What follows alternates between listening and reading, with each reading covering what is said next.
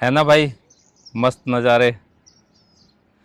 तो आज हम निकल पड़े हैं अपने राजस्थान के सफ़र के लिए, और पहली डेस्टिनेशन जो है ये हमारी जयपुर, और हम दिन की शुरुआत कर रहे हैं नाहरगढ़ फोर्ट से।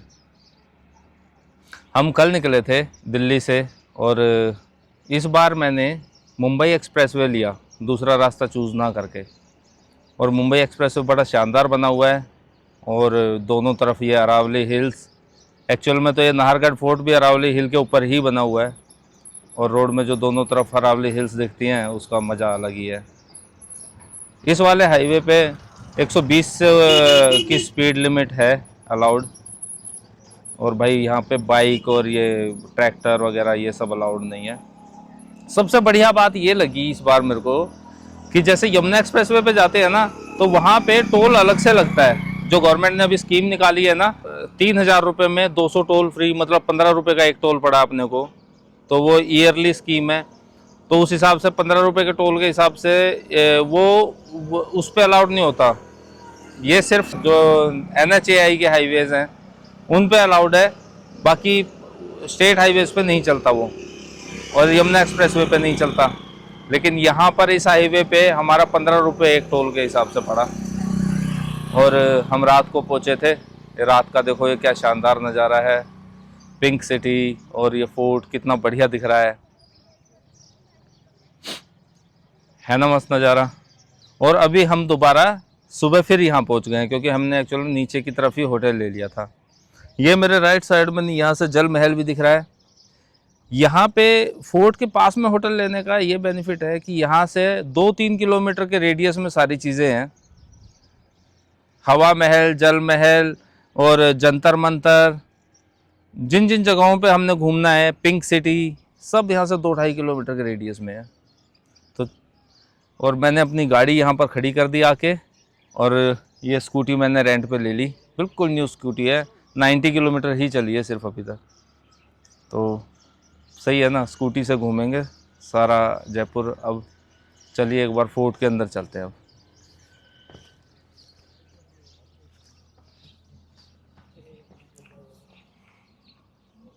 तो भाई नाहरगढ़ फोर्ट के ऊपर आ चुके हैं, और यहाँ पर आने के दो रास्ते हैं। एक जिससे मैं आया, इस पर खाली पैदल और स्कूटर से आया जा सकता है, और जो ये दूसरा वाला रास्ता है नीचे की तरफ को, ये गाड़ियों का रास्ता है। ये फोर्ट सुबह के 10 बजे से रात के 10 बजे तक खुला रहता है, और 50 रुपये यहाँ पे पर पर्सन टिकट है इंडियंस के लिए। और ये 30 मार्च और 18 अप्रैल, 18 मई, 27 सितंबर कुछ टाइम के लिए ये फ्री होता है। भाई अंदर आने के बाद हमें ये मिले हैं निर्मल जी। हमने इनसे बात की है, और ये हमें यहाँ के बारे में पूरी जानकारी देंगे। आधा घंटे का हमारा टूर रहेगा, और अंदर घुसने के बाद ये एक राइट साइड में रास्ता जाता है, एक लेफ्ट साइड में। इधर अपन बाद में चलेंगे, राइट साइड में पहले चलते हैं। तो आइए सीधे न जाके हम लोग पहले इस तरफ में चलेंगे कि कुछ पार्ट अभी बंद हो चुका है। अच्छा, कुछ पार्ट अभी चालू है, लेकिन जो बंद हो चुका है उसके बारे में जानकारी जरूर देंगे। अच्छा, यहाँ ATM वगैरह भी है? ये ATM वगैरह ये सब नया है, अभी 2 साल पहले बना है। तो कहने का अच्छा। मतलब पीछे वाला जो पार्ट रखा गया है, जो हमने छोड़ दिया, हम्म, तो ये सबसे पहले इस जगह का नाम सुदर्शनगढ़ रखा गया। अच्छा क्योंकि अच्छा। ये जो पूरा जयपुर है भगवान कृष्ण को समर्पित है। कुछ चीज़ें पुरानी हैं, कुछ चीज़ें नई हैं। कृष्ण भगवान को लोग ज़्यादा मानते हैं, तो ये सबसे पहले यहाँ पे सनराइज देखते थे, अच्छा अच्छा इसीलिए इसका नाम सुदर्शनगढ़ है। तो पीछे वाला जितना भी पार्ट है सारा सोल्जर्स के लिए, क्योंकि यहाँ पे राजा ने जयपुर की सिक्योरिटी के लिए सोल्जर्स रखे थे। क्योंकि जयपुर उस समय का इंडिया का पहला प्लान सिटी है। राजा खुद एक बहुत अच्छे एस्ट्रोलॉजर थे, तो उन्होंने जब जयपुर बनाया तो यहाँ पे हम लोग खोलेंगे पूरा अरावली पहाड़ी है। कहीं पे भी आप चारों तरफ जाओगे पूरा अरावली पहाड़ी है। तो अरावली पहाड़ी से थोड़ा हाइट पे है, तो हाइट से हम लोग किसी भी चीज़ को बेटर देख सकते हैं, दूर तक देख सकते हैं। बिल्कुल बिल्कुल कोई सही कह दुश्मन रहे हैं आएगा तो हम उसको दूर से पहचान लेंगे, इसलिए हाइट पे सोल्जर्स रखेंगे। तो ये जो छोटे छोटे अपार्टमेंट्स आपको ऊपर की तरफ में दिख रहे हैं, ये सारे घोड़ों के अस्तबल हैं। और पीछे वाला जितना भी पार्ट है जिसके अंदर आपको चारों तरफ में वॉल थोड़ा पास बाउंड्रीज चल के दिखेगी। देखें क्या? आइए।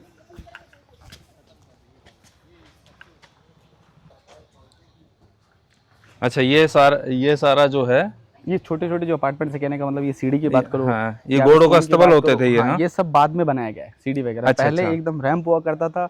इस पार्ट को भी थोड़ा बहुत रिनोवेट किया गया है, इसलिए आपको थोड़ा नया दिखेगा। तो ये सारे घोड़ों के अस्तबल हैं। पीछे वाली जो आप वॉल बाउंड्रीज देखोगे ऊपर की तरफ में, मैं उधर, जितने भी वॉल बाउंड्रीज वो ऊपर की तरफ में है वो सोल्जर्स के लिए है, क्योंकि हाइट पे सोल्जर्स खड़े रहते थे, मतलब बंदूक चलाने के लिए उन्होंने छोटे छोटे हॉल्स बनाए हैं। कोई दुश्मन नीचे आ जाए तो उसके ऊपर गर्म तेल गर्म कोयला डालने के लिए। तो जो हॉल बनाया, कहने का मतलब पिस्टल चलाना जो इनसे सीखा उन्होंने ब्रिटिश से सीखा हुआ है। तोप चलाना मुगलों से सीखा और बंदूक चलाना ब्रिटिश से सीखा हुआ है। तो दोनों टाइम पीरियड की यहाँ पे कहानियाँ हैं।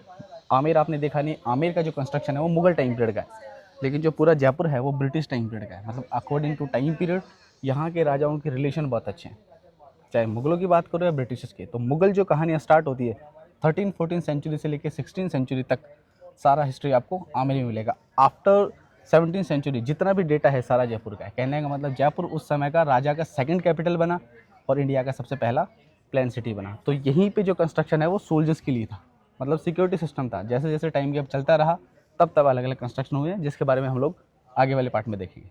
सही। तो हम अभी जिस जगह पे खड़े हैं वी कॉल माधवेंद्र पैलेस, मतलब माधव सिंह सेकंड 1880 में जयपुर के सबसे आखिरी राजा बनाए गए। तो उन्होंने बिल्डिंग बनवाई थी अपनी दासी रानी के लिए। सबसे पहला जो पार्ट हमने देखा, कहने का मतलब सैनिक को लेके था। सेकंड वाला कंस्ट्रक्शन आपके पीछे एक बिल्डिंग दिखेगी ऊपर 2 फ्लोर की, तो इस बिल्डिंग का नाम राजा ने हवा मंदिर रखा। अच्छा। सिक्योरिटी सिस्टम के लगभग 70 से 80 साल बाद राजा बनाए गए थे राम सिंह जी महाराजा। तो उन्होंने जो ऊपर वाला बिल्डिंग उसको नाम दिया राजा ने हवा मंदिर। हवा मंदिर क्यों? ये राजा का हंटिंग लॉज है। राजा जब भी शिकार के लिए निकलते थे तो ऊपर पहाड़ पे आराम करने के लिए जगह बनाई गई। नीचे वाला पार्ट बनाया गया खजाना महल। अच्छा। खजाना महल बेसिकली सिक्योरिटी सिस्टम जहां जहां रहेगा वहां वहां पे खजाना महल रहेगा। आमेर रियासत में जब तक राजा रहे तब तक खजाना उन्होंने जयगढ़ में रखा। जैसे रियासत राजा ने जयपुर को बदला उस समय खजाना महल यहाँ पे रखा गया। तो ये जो पार्ट है अभी यहाँ पे रेस्टोरेंट आ गया, इसलिए इसमें हम लोग जा नहीं सकते। ओके। तो हमारे पास जो टिकट है या जिसकी एंट्री हमारे को मिली है ये यहाँ का थर्ड पार्ट है, जिसको माधवेंद्र पैलेस अच्छा, बोलेंगे। ये फाइन डाइन इंडियन रेस्टोरेंट करके ये अभी ओपन हुआ है। और ये जो कंस्ट्रक्शन है सर, इसके अंदर British art, European art, Italian art सब आपको मिक्स के मिलेगा, क्योंकि ये कंस्ट्रक्शन 1880 के बाद का है। 1922 तक बिल्डिंग यूज किया हुआ है। तो कभी अटैक, अगर कोई वॉर होता है तो अटैक करने वालों को कंफ्यूज करने के लिए ये विंडो जैसे डिजाइन आपको दिखेंगे। ऊपर की तरफ आप देखोगे इधर विंडो दिखेगा, नीचे विंडो दिखेगा, तो ये कंफ्यूज करने के लिए बनाया गया बस। Okay okay okay. ये अभी थोड़ा सा धुंधले हो गए हैं, फेडेड हो गए हैं। ये बारिश का पानी लगता है ना, है बारिश के पानी वगैरह से बता रहे हैं, ये थोड़ा फेडेड हो गए हैं। ये तो ये इनको कंफ्यूज करने के लिए थे कि विंडो और ये दरवाजे टाइप के डिजाइन दिख रहे हैं ना, ये इसीलिए थे कि पता ना लगे असली कौन सा नकली कौन सा है ना। इसके अंदर पूरा 9 रानी के लिए महल बनाया गया है। माना जाता है कि राजा के उस समय 9 पर्दायत रानियां थी, तो 9 पर्दायतों के लिए राजा ने 9 महल एक जैसे बनवाए अंदर की तरफ। इसलिए इस जगह को हम लोग बुलबुलिया बोल सकते हैं। तो सर कहने का मतलब ये जो जगह है, जिस मेन एंट्रेंस से हम लोग आए हैं उस एंट्रेंस पे आप ये देखोगे इसका जो एंट्रेंस है वो एल शेप में रखा गया है, 90 डिग्रीज पे रखा गया है। क्योंकि यहाँ पे अगर कोई भी दासी रानी या पर्दायत रानी या कोई भी रानी अगर यहाँ पे रहेगी तो बाहर का आदमी रानी को कभी नहीं देख सकता, डायरेक्ट ना देख पाए। तो इसको हम लोग पर्दा कहेंगे। अगर कोई वॉर हो गया, कोई अटैक हो गया, दुश्मनों ने अगर पहला गेट तोड़ दिया तो दूसरा गेट दुश्मन तोड़ नहीं सकता, क्योंकि हमारे पास इतना गैप नहीं है इतना पावर जनरेट करके दरवाजा तोड़ के अंदर आ सके, इसलिए एंट्री ये डबल डोर में हो गई। वाह वाह वाह, क्या स्ट्रक्चर, क्या दिमाग लगाया। कहने का मतलब कंस्ट्रक्शन ऐसा है, आर्किटेक्ट से जहाँ पे भी आप चारों तरफ इस बिल्डिंग को देखोगे, कहीं पे भी आप इधर देखो या हम लोग उस दरवाजे में चले जाएं, जहाँ आपका मन करे किसी दरवाजे में हम लोग जाएंगे तो आइडेंटिफाई नहीं कर सकते किसी भी जगह को। ये जो पूरा एक रानी का एक 1 BHK की तरह डिजाइन किया, मतलब हम किसी भी महल में, चाहे हम लोग इस महल को देखें, इससे पीछे वाले महल को देखें, आगे वाले महल को देखें, सारे महल एक जैसे। किचन बनाया गया, उस समय का स्टोर बनाया गया, बेडरूम बनाया गया, वॉशरूम बनाया गया है। मतलब पुराने समय का अगर हम लोग कोई भी किला देखेंगे तो उसमें एक चीज़ है कि उस समय वॉशरूम बाहर रखे गए, यहाँ पे वॉशरूम अंदर रखे गए। अच्छा। उस समय ओपन किचन रखे गए, सबका खाना एक साथ बनेगा। यहाँ पे सबके लिए अलग अलग फैसिलिटीज़ है। तो मतलब 9 रानी के पास 9 महल है, सारे एक जैसे, लेकिन फैसिलिटीज सबके लिए अलग अलग रखी गई है। उस तो समय ये पूरा सेपरेट एक पोर्शन एक रानी के लिए था। उसी तरह नेक्स्ट पोर्शन एक अलग रानी के लिए था। नेक्स्ट क्योंकि इतने सारे पोर्शन है, सारे अलग अलग दरवाजे हैं। हाँ, लेकिन ये जो पोर्शन है स्पेशली ये सर्दी के लिए डिजाइन हुआ है। अच्छा। अगर हम लोग इसके ऊपर वाले पार्ट में जाएंगे वो गर्मी के लिए। अच्छा, गर्मी के लिए अलग था, सर्दियों के लिए अलग। हर रानी के लिए ऐसे सेपरेट किचन बनाया गया जिसके अंदर चिमनी है।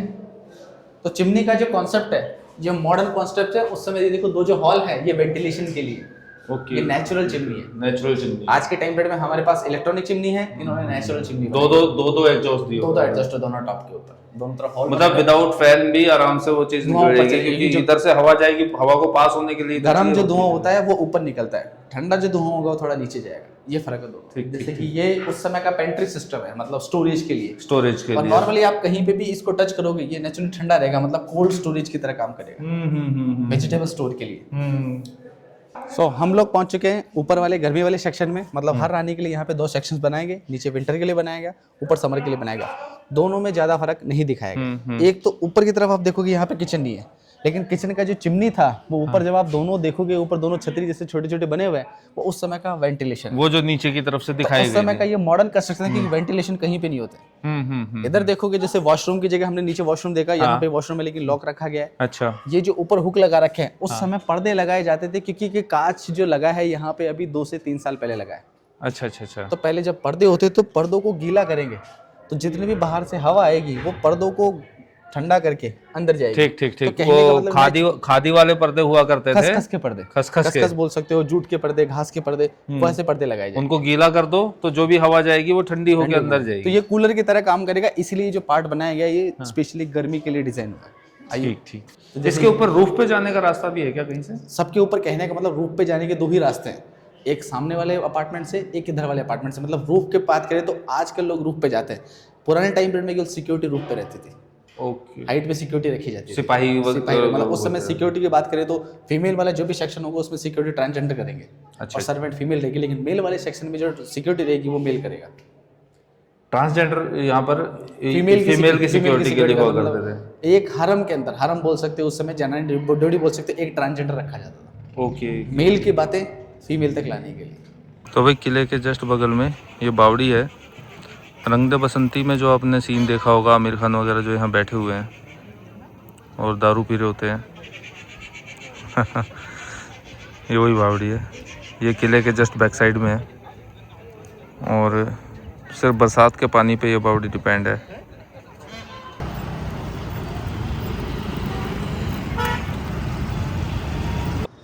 तो भाई नाहरगढ़ फोर्ट से उतर के हम आ गए हैं ये छोटी चौपड़ चौक पे, और नाहरगढ़ फोर्ट आपको दिख रहा होगा वो जस्ट मेरे पीछे है। वहाँ से ये सारी चीज़ें दिख रही थी, ये पिंक सिटी बोलते हैं इसको।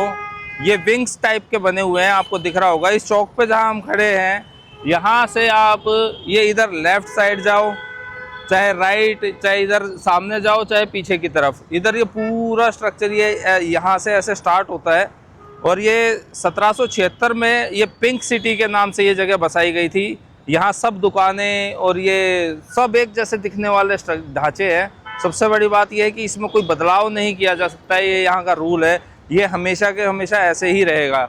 यहाँ पे ये मेट्रो स्टेशन भी बना, लेकिन मेट्रो स्टेशन बनने के बावजूद भी यहाँ पे कोई किस चीज़ में कुछ चेंज नहीं किया गया, ये अभी तक ऐसे का ऐसे है और देख के बहुत सही लगता है। हमने रात का नज़ारा भी आपको दिखाया था कि कितना शानदार लग रहा था, और अभी भी बहुत बढ़िया लग रहा है। चलो अब आगे की तरफ बढ़ते हैं और हवा महल की ओर चलते हैं।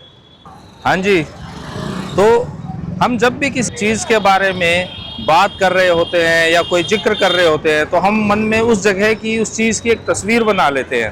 तो जब जयपुर की बात आती है तो आपके मन में सबसे पहली तस्वीर कौन सी आती है?